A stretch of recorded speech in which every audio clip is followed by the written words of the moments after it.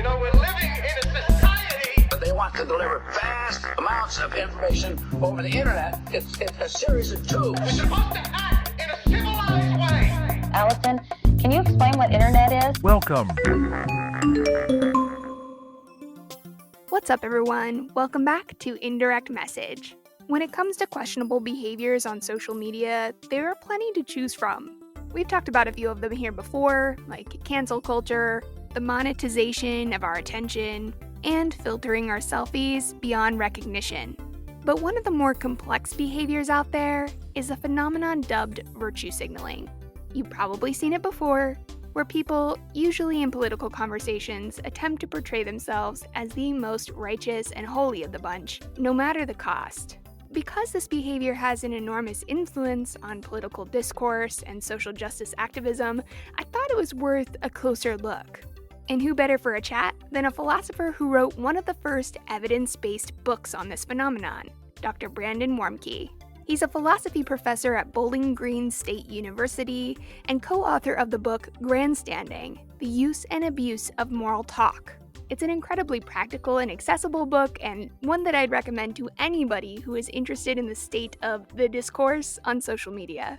Let's get into it. I hope you enjoy our conversation.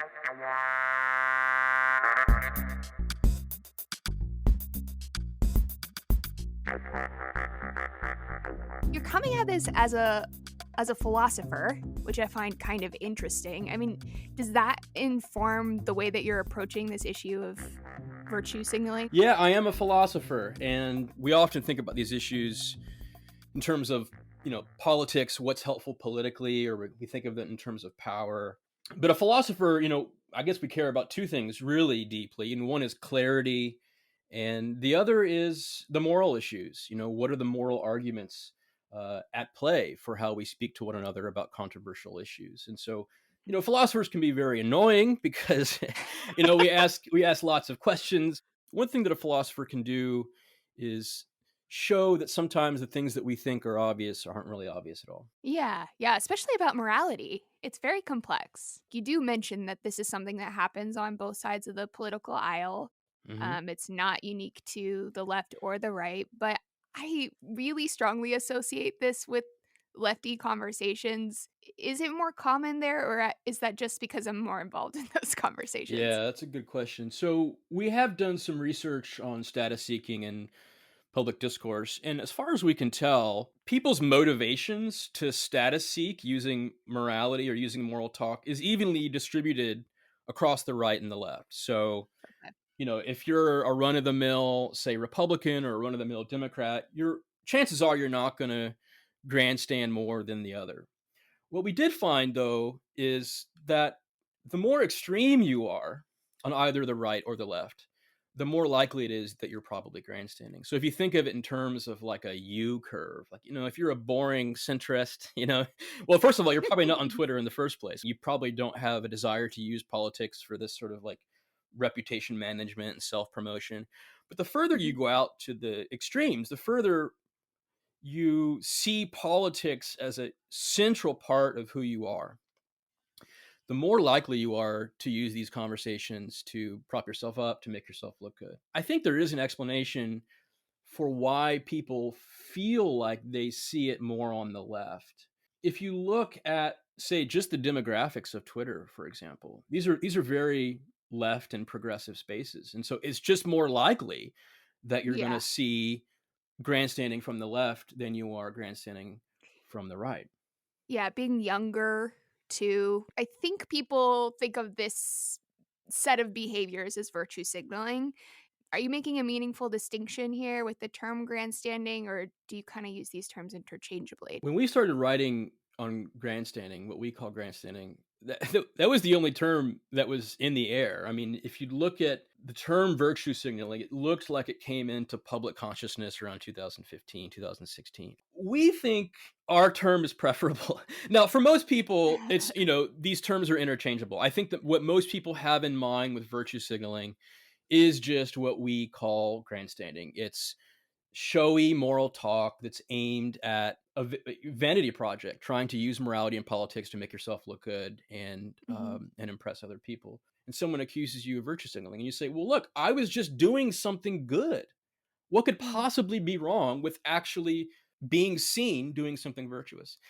But that's not what we're talking about. What we're talking about is something more deliberate, more intentional, where people actually go into discourse at some level of awareness, wanting to be seen as morally impressive, wanting to be seen on the side of angels. And so grandstanding, that's just what grandstanding is. I mean, it's an intentionally showy behavior aimed at getting attention.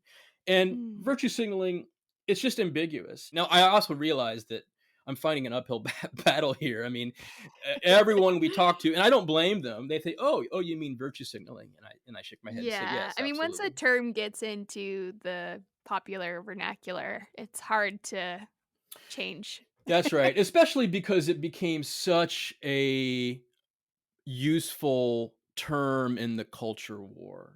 So, I mean, this thing happened with gaslighting too. So, like, if you look at the psychological literature, there's a real phenomenon in psychology called gaslighting.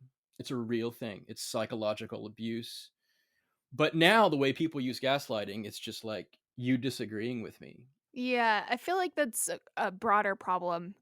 Just the meanings of words are constantly being redefined, and in my opinion, they're used too broadly sometimes. Violence and harm and trauma. Like let's use those words more accurately because otherwise, it can cause us to feel a little bit more apathetic about those accusations because people don't take them as they don't mean as much, right? They don't carry the same intensity. That's right. Um, but that's a whole other can of Well, worms.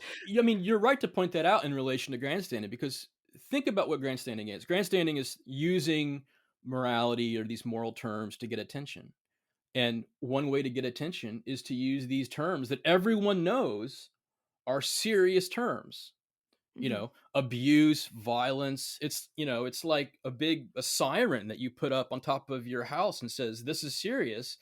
And then you show up and you're like, wait, what? Like, that's not okay. That's bad, but that's not violence. And so, but it is an easy way for people to get attention. There's a kind of crying, the boy who cried wolf problem here. So that actually is, I think, a helpful leeway into.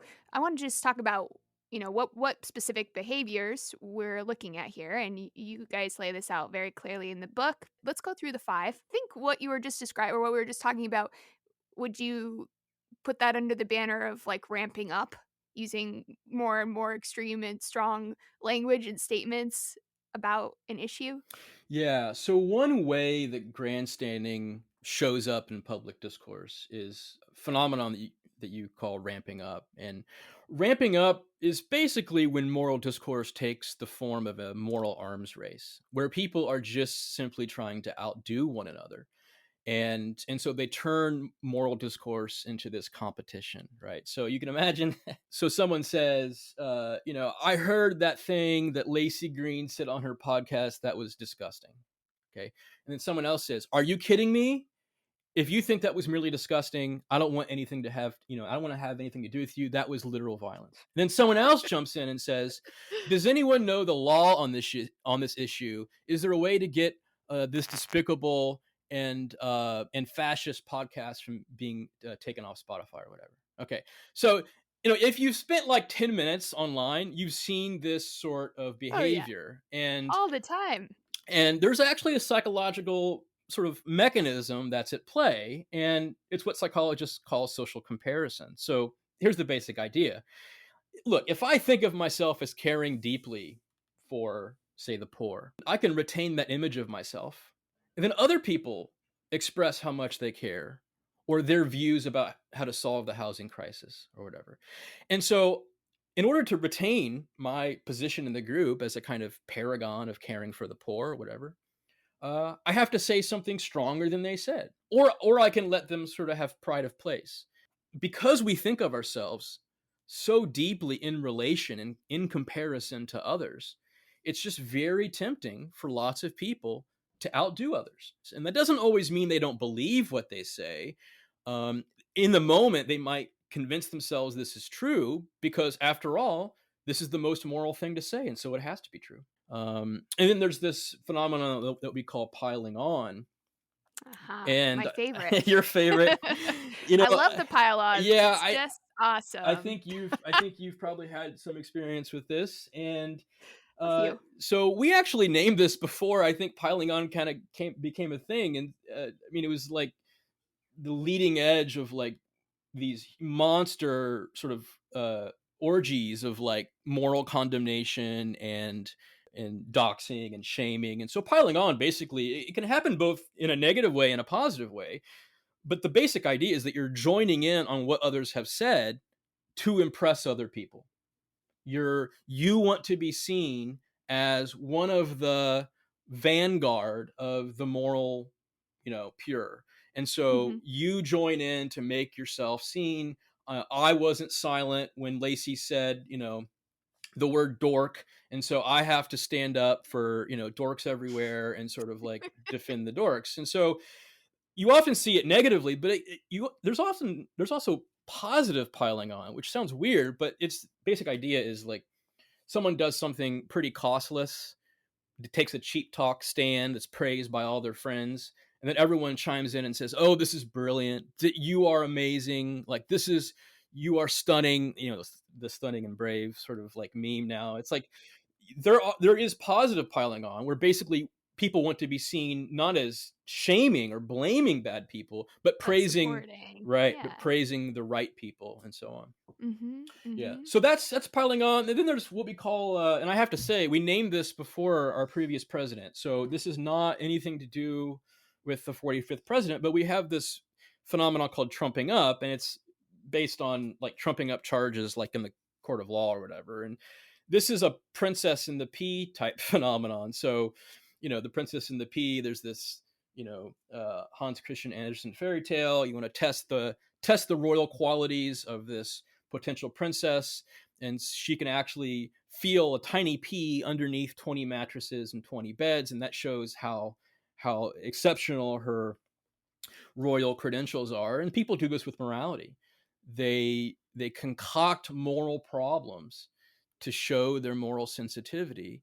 The basic idea is that what falls below the moral vision of the hoi polloi does not fall below my moral gaze. Like, I can see things, Laci, I can see moral problems that you can't even imagine, that you can't even, like, even if I told you it was a problem, you would deny that it was a problem. This is big. I'm sure you're aware of this, like in the young adult literature crowd right now, where all these young adult novels have all these like pylons. If you're the person who can find in this novel for teens the one passage that's like actually a dog whistle or fascism or something, then you win the prize. Like, you're the one who has the most sensitive moral compass. This is something that I see has, I think, really harmed the conversation about a lot of social justice issues, because it kind of, when you start trying to look for things really hard, right? You're really digging to show that you're so sensitive and, so in tune. It sort of makes these issues seem like they're just about little nitpicky non-issues. Is it just motivated by people wanting to feel like, morally superior, or is there more to this? It just feels more complex somehow. I'd say that's a nice question. I think it's a complex question. I'm going to give you a simple answer. The reason why I think you see so much of it, and it seems to be just like the default position for a lot of people's moral behavior, is that it gets rewarded. Like, I rooted through, years of your podcast, Laci, and I find like this one thing you said, and as you know, like when you talk for a living, you say stuff that you regret. Not necessarily bad stuff, but like, oh, I wouldn't have put it that way. Okay. Yeah. And then if I can root around through all that and find something and then blast it on Twitter, make it sound really bad, and I get 100 retweets and 1,000 likes for it, I'm going to keep doing it. And other people are going to see that's a way to get attention, and they're going to do it too. And so it's a massive, it's what economists, philosophers call a collective action problem, because you can't solve the problem by just getting one person to stop doing it. And the incentives are there for everyone. I mean, you and I both know the things that you could go on Twitter right now and say and get like you have like a lot more followers than I do, but you could like get 1,000 like retweets. You know the things that you could say, and we all do. We all Yeah. know the things that we can say, and for some people, that temptation is just really strong. I see. Yeah. I have another theory that I'd love Sure. your thoughts on Yeah. about this phenomenon. At least in the feminist philosophy sphere, there is, I think it's almost incentivized to go looking for, every tiny little thing. There's this microaggressions concept that has emerged in the past 10 years or so. I think there was a switch from people looking to the law and policy as the arbiter of equality to policing individual people. Mm. Because there was a little bit of a shift in the rhetoric when I was around the time I was in college, where, you know, yes, there are systems of oppression, but those systems are made up of individual people. And so if we're going to smash the system, we need to find those people and, find all of the ways that they're contributing to it. And I noticed in tandem with that little rhetorical shift that happened, there was a lot more sort of scrutinizing and holding up, the magnifying glass to Mhm. every little thing, and really a distraction from some of the bigger um, social problems that have a tremendous effect on people's lives, and instead sort of just navel gazing at these, what some random dude on Facebook said Right. as like the Yeah. symbol of all oppression and inequality. And I don't know. What do you think about that? Do you think these could be related W to, at least in the leftist side of the conversation? Let me add something to your theory. Um, that seems right to me. I think your thought is even strengthened when you rightly note, look, we have big problems. Big, big, complicated problems. These are hard to solve. It's not even clear how to solve them. Here's a problem that I can solve. Mhm, What Joe mhm. Sixpack said on Facebook, right? That's a problem. That's a bite-sized problem that I can take on. I can screenshot it. I can put it on Twitter, and I can, wash my hands at the end of the day and think I did something for justice. Here's my question for you. I mean, do you think these people actually believe they're solving the structural or the massive problems of inequality or racism? Yes. I think that a lot of these people who are very invested in the cancel culture stuff do believe they are on a righteous crusade. Yeah. And maybe that's a little bit of self delusion, but the fact that cancel culture has become such a huge part of moral discourse, part of it is that it feels good. People want some catharsis and just screaming Mhm. at each other. But I do think people convince themselves that by, stopping the white woman who made a book about noodles or whatever, Yeah. Noodlegate on Twitter this Right. week, they're helping to end this bigger problem of white people taking credit for other cultures' accomplishments or traditions, when people from those cultures may not have the same opportunities. I really think they see that as part of solving the problem. Yeah. So they have in their mind, if you're right, they have in their mind a kind of theory of massive change. And part of what that theory involves is policing individual actions on a day-to-day basis. And Yeah, the idea is that if we do this enough, with enough verve and vigor and outrage, then it's like instead of trickle down economics, it's like trickle up moral change. And I yeah, think that, there are moral reforms that happen that way. sure, yeah, there I are. It's the question is this the way to do it? you know, Yeah. uh, They're sacrificing a lot of um liberal values at the altar, and that's why it makes me uncomfortable. Well, I don't I don't support harassing people and, dealing with problems this way either, but also like there's a lot of issues with free speech now about what people can say. I think the way that people parse out ideas, there's just a lot of side effects of this method. It does feel like very thought and word policey. yeah, But that's just my yeah. experience. My experience might be somewhat extreme because of the time and place that I've, Sure. had a lot of these conversations. Yeah, and you've seen some stuff too. I mean, you have a large platform and you talk about and you have talked about for a long time controversial things, or at least things that people find controversial. Um, Yeah, yeah, so exactly. I do think that dovetails into one of them too. The displays of outrage is very related. that's right. So there used to be this naive view, even among I think some psychologists decades ago, that outrage people expressed or felt outrage for what you might think of as more or less noble reasons, right? They really think this is something terrible and they express themselves about how terrible it is because they're genuinely motivated by moral or social concerns. And in the last, Mhm. I would say 10 or 15 years, that view of the psychology of outrage has been blown to bits. I mean, Oh. we just know that people express outrage for all kinds of reasons. So there are studies that suggest that one reason people express outrage is because they feel guilty. They feel guilty about doing the things themselves. You're right. A lot of outrage is motivated by just because it feels good. I mean, in certain ways, Nietzsche pointed this out very clearly. Like outrage dominating your enemy feels good. And this is one way actually people seek status is by dominating the outgroup. It lifts them up.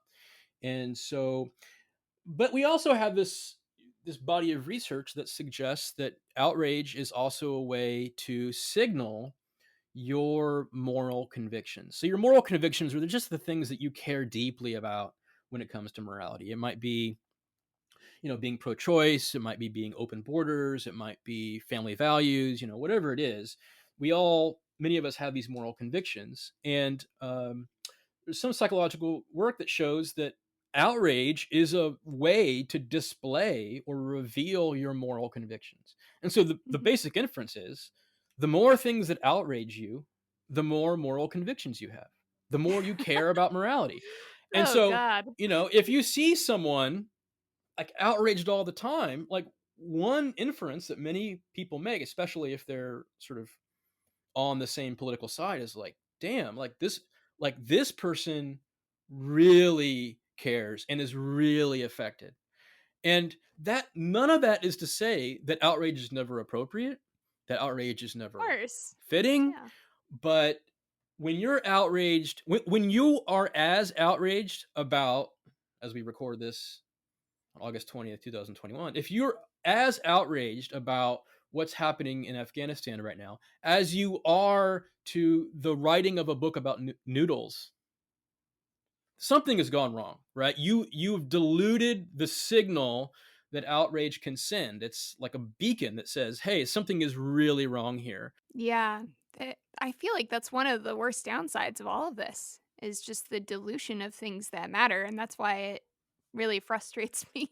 Yeah. I mean, we all want status. I mean, status is like one of the most basic human desires and drives. It's up there with desire for food and sex and security. People find status really important. And it's just because of our evolutionary past. We care deeply about status. And now you put into the hands of these people something that they can seek status with every single moment of the day, which I think we're just really having a hard time coordinating and figuring out what the right uses of outrage are. And also, the media itself amplifies these conversations, the most extreme and outraged ones, Yeah. because it's money. So it's hard not to feel cynical about the Well, weaponization of outrage and yeah. how we can use it effectively. I don't know if it's cynicism. I mean, I see what you mean. I find myself probably being too cynical sometimes. I don't know if it's cynicism so much as it's like a realistic view of human nature. I think a lot of people think that people on their side are basically good human beings.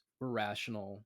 We assess evidence. My view is like much more like we're all messed up. We're bad reasoners.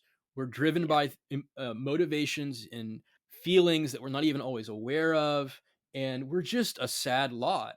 And basically, the problem is you have a Tell it like it is. well, you have people who are just not very good now interacting on a massive scale with with perverse incentives. I mean, Yeah. you mentioned the financial ones, but those are just as important as the incentives for status. And oftentimes they go They go hand together, in because hand. the more money Yeah. you make, the more status you have. Yeah. Or the more status you have, the more money you make That's right. online.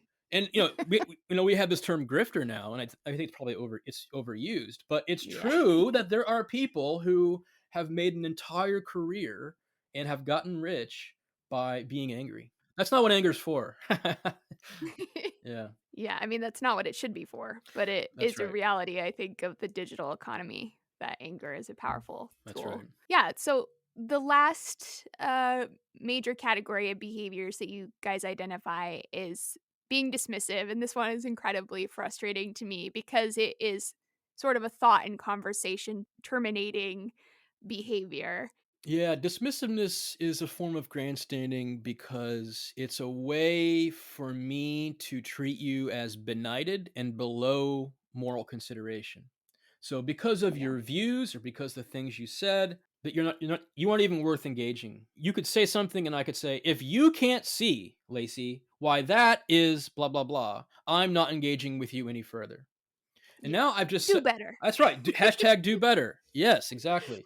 Hashtag do better. And if you can't see that, that's your problem.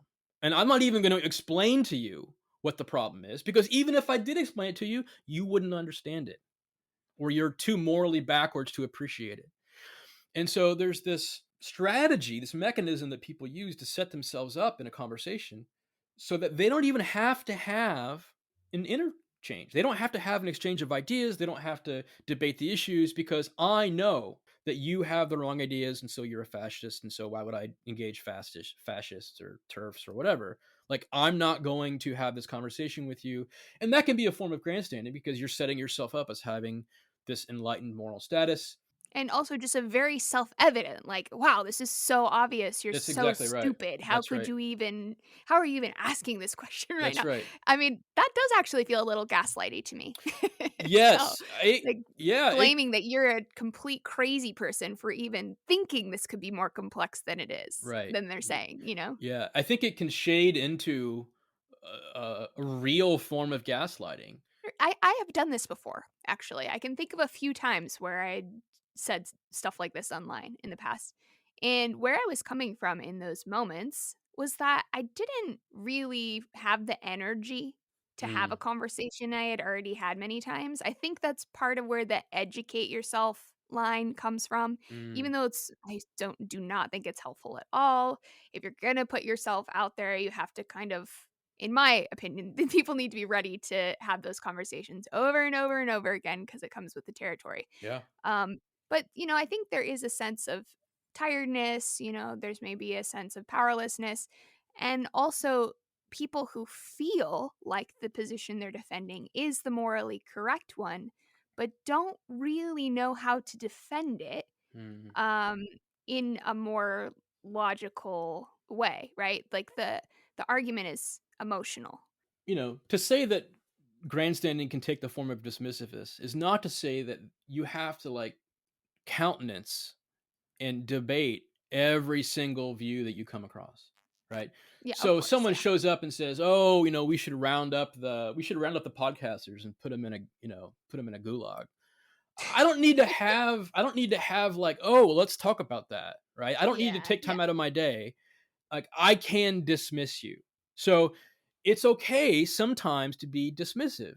Life is short. You don't have to debate every view and so on. And this is actually one reason why grandstanding and status seeking in discourse is so insidious, because it's a quiet poison. Because for every single one of these forms of grandstanding I've mentioned, piling on, ramping up, trumping up, outrage, excessive outrage, there are, as it were, innocent analogs of all those behaviors, right? And Yes. so, Yeah. you know, someone, you say, slavery was bad. And I'm like, wait, it's just bad? Like, it's really, really bad, right? So there's a sense in which that's ramping up. But sometimes conversations just take that form where you actually do disagree with someone about how big of a problem something is. Mhm. And Mhm. so this is, there's just no way, no foolproof method for determining whether someone is grandstanding. And this is why grandstanding is so quietly poisonous to discourse, because people are able to, under the cover of morality, they cloak themselves in morality and thereby abusing moral discourse to pump themselves up.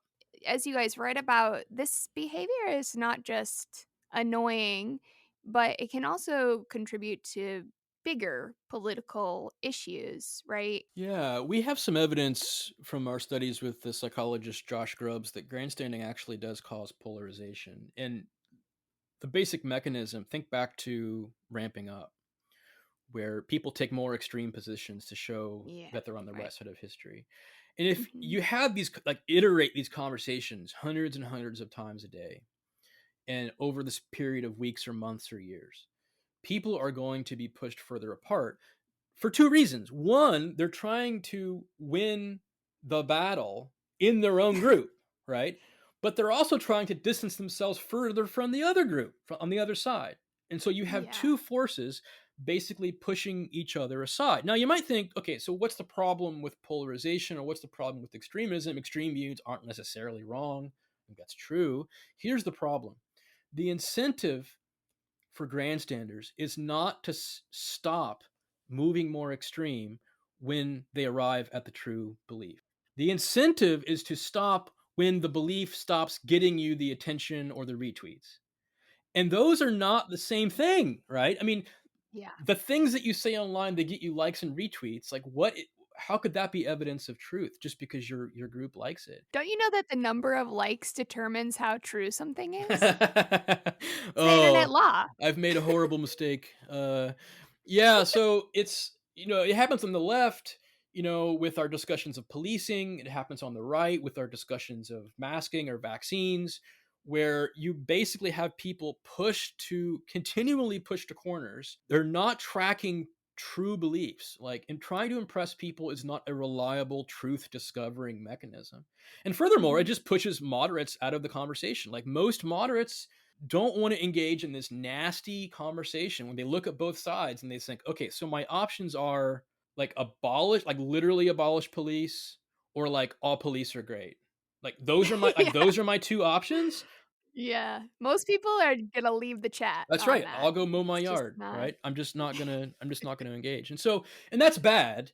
It's bad when you have voices not in the conversation, because they have valuable evidence too. They have valuable insights. And when the conversation Mhm. gets dominated by, the loudest extreme voices that probably aren't, neither of them are probably as true in the first place, that's a recipe for a political and epistemic disaster. It's toxic stew. It's so Yeah. bad. Yeah. You lay out pretty clearly how people who care about this problem can be a part of a positive change. Several times in the book, you talk about not, publicly shaming people That's right. when they're doing this. So here's a couple reasons why it's bad to publicly accuse people of grandstanding. One is, what philosophers call an epistemic problem, a problem with knowledge. So because it's really hard to tell whether someone's grandstanding, it's like a flip of a coin, in any given case, whether you're right about whether someone's grandstanding. So you might think someone says something false, but then you don't, like, immediately accuse them of lying. At least you shouldn't, right? Because humans are very bad at detecting lies. I mean, in several controlled studies, humans are no better than the flip of a coin at figuring out whether someone's lying to them or not. And I think that something's very similar with grandstanding. It's just really hard to tell. And because it's really hard to tell, to accuse them is just morally bad. It's bad to go around accusing people of things that you're not sure they did. And there's also just a practical reason. So imagine how and these, you've probably seen these conversations where people accuse one another of virtue signaling. They're Mhm. totally unproductive, because here's what happens. Laci says something and I say, "Oh, stop virtue signaling." And you say, "Oh, we'll stop virtue signaling about virtue signaling." The next time that those conversations are productive will be the first time. People just get defensive when That's they're called right. out about anything. And That's just the right. call out culture in Yeah. general is so bad. It just causes people to hunker down, dig That's their right. heels in. Yeah, and it really is a way that people use to dismiss their views, right? It's like it can be a form of dismissiveness. So what should we do? Well, one thing you could do is give the book to all your friends. No, I'm kidding. One thing you could do They is, should do that. yes. Absolutely. Step 1. One thing you can do is turn your moral gaze upon yourself. look yourself in the mirror and ask ourselves, am I doing this to do good, or am I doing this to look good? Because those things are not always the same thing. The things that actually look good may not do any good, and vice versa. The things that actually help people might get you in trouble, and you might have to sacrifice some status or reputation to stand up and do what you think is right. So that's one thing we suggest. The other thing that we suggest in the book is setting a good example. So one way that we know that social norms can change is by having more people setting good examples of good behavior and then rewarding that good behavior. Setting up the incentive structure so that people who behave themselves and aren't status seeking and are able to suppress their desires to impress, those people are rewarded instead of the people who are, selling outrage all day long. And then the last thing that we encourage is a kind of social sanctioning. I mean, we do know that one of the best ways to change social norms is to sanction people who behave badly. So how do you do that with grandstanders? It's made tricky because we've already argued ourselves into a corner. Like we don't think you should go around calling people grandstanders. But for a lot of people, the most natural way they think about fixing others is by criticizing or blaming, or as you mentioned, calling out. But there's another way to impose sanctions on people without even saying anything at all, and that's just ignoring them. So again, this is a difficult collective action problem. But if you suspect that someone may be grandstanding, you're not doing any harm by ignoring them. You're not doing any more harm than if you just weren't on Twitter at all. One reason for optimism is that norms can change. People can change behavior. Social media is in the span of human history, it's just extremely new. And we're just trying to figure out this new technology.